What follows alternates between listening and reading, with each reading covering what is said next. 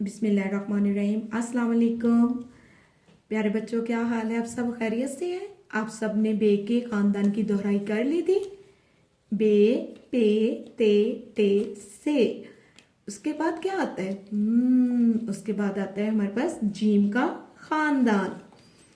Gym, छोटी सी line सीधे जाएं और इस तरह जीम। जीम के अंदर कितने नुक्ते?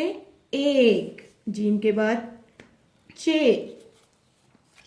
एक, दो और तीन। चे, चे के बाद हे खाली। हे के बाद क्या आता है? खे के ऊपर एक नुक्ता। जीम, चे, हे, खे। ये चार भाई होते हैं। जब ये स्कूल से वापस आते हैं तो मम्मा इनके पास नगेट्स लेके आती है। सबसे पहले मम्मा जिम के पास आती है। मम्मा कहती है, जिम बेटा नगेट्स खा लो।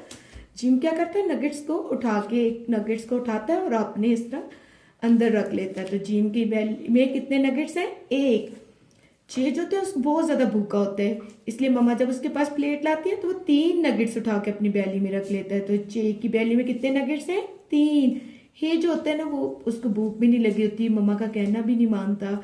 हे जो होता है वो गंदा बच्चा होता है, इसलिए वो कोई नगेट्स नहीं खाता।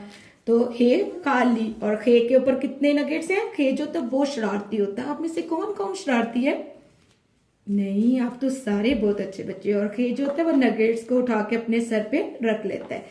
जीम के अंदर एक नुक्ता, चे के अंदर तीन नुक्ते, हे खाली और खे के ऊपर, सर के ऊपर एक नुक्ता। अब हम इनके ज़ख़ीरा अल्फाज। जीम से जलेबी, जीम से जाला, जीम से जुराब। चे चूहा, चे चप्पल, चे चाबी। हे खाली, हे से हलवा, हे से हजाम, खे से खत, खे से खुबानी, खे से खरगोश।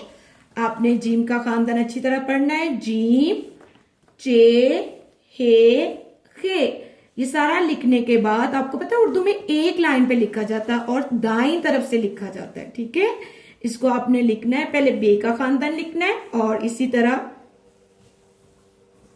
बे, पे, ते, टे, से। जीम, चे, हे, खे। ये सारा लिखने के बाद आपने इसको स्कूल OFL 0312844786 पर अपना वीडियो और तस्वीरें मुझे भेज देनी है। शुक्रिया।